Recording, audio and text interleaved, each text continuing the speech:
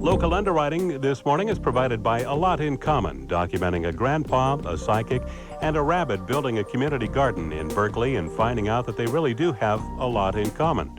Produced by Rick Bocciagalupi, it airs on KQED TV, Channel 9. A new documentary is coming to KQED television. It's called A Lot in Common. Rick Bocciagalupi, you start out the documentary talking about the meanings of commons itself, learning to be civilized in the use of common space. It's a great description of what happens and what I tried to get across.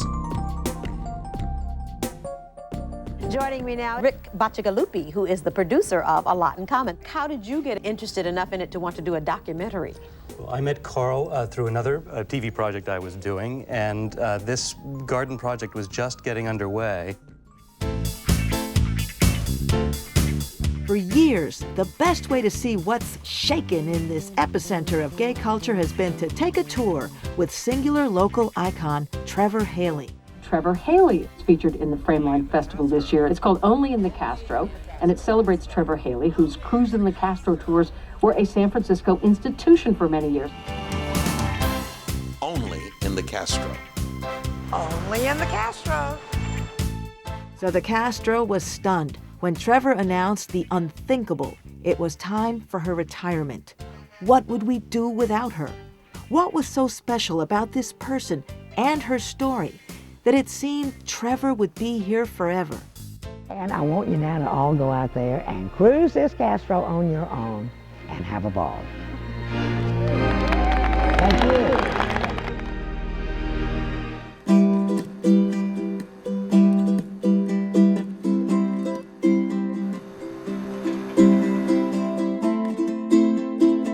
On tonight's Mixed Plate, Hawaii's own film star shows how he lives pono.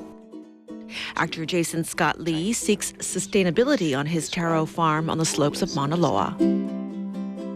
The documentary is a work in progress from Bay Area producer Rick Bocciagalupi. KGMA9's Terry Hunter has a preview of Living Pono. We are at a place I call Pumu. The veteran actor has some 20 films on his resume, but caring for the land and living simply are more important to him than stardom. It's such a simple effort. Here's Rick Bocciagalupi on tour Living Pono.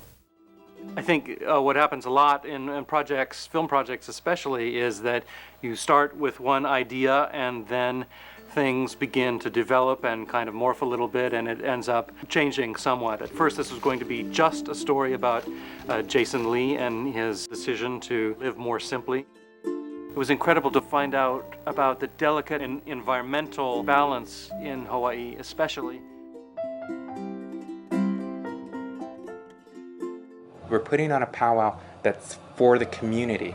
It just happens to be put on by a Two-Spirit committee. Coming out on the res was not an option for me. You just heard an excerpt from the new documentary Two-Spirit Powwow from the Bay Area American Indian Two-Spirits. Two-Spirit Powwow is about the Bates Powwow, the first and biggest Two-Spirit Powwow in North America. So the inclusion of everybody into this otherwise really traditional event was the most surprising and new aspect of the story. Also, the GLBT Historical Society endorsed the project. There's going to be a screening there in late January. I hope that everybody is planning to go to the Bates Powwow in real life. Rick can talk to you about where you guys can see this on your local public channel, because it just got picked up for distribution.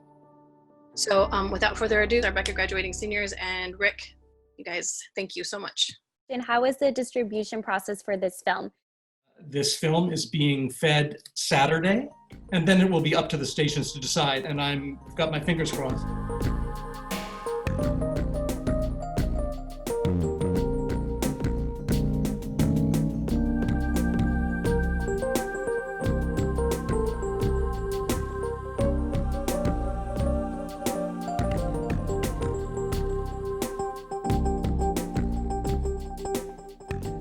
We have some more. Thank you, Rick, for your time. Thank you. Go make your own. We'll see you on your next documentary here. Same place, same time.